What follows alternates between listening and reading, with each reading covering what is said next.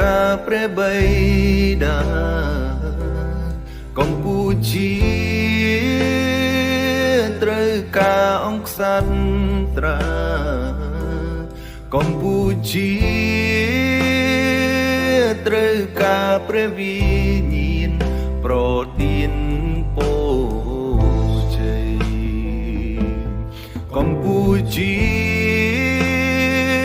ត្រូវការព្រះបិតាកម្ពុជា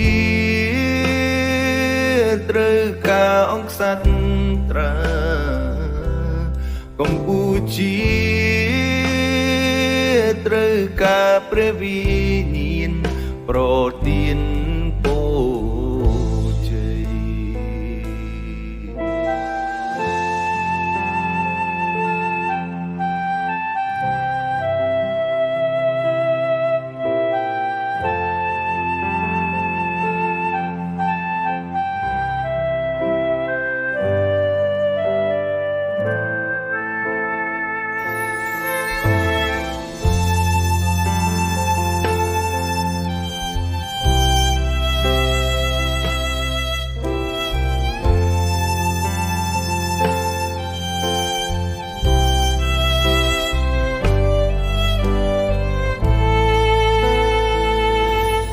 កម្ពុជា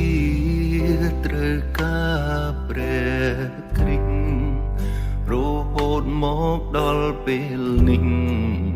យើងនៅតែត្រូវការទ្រង់សូមព្រះអង្គប្រទានពរជ័យដល់កម្ពុជាថ្លាថ្លៃទាំងដីខេមរា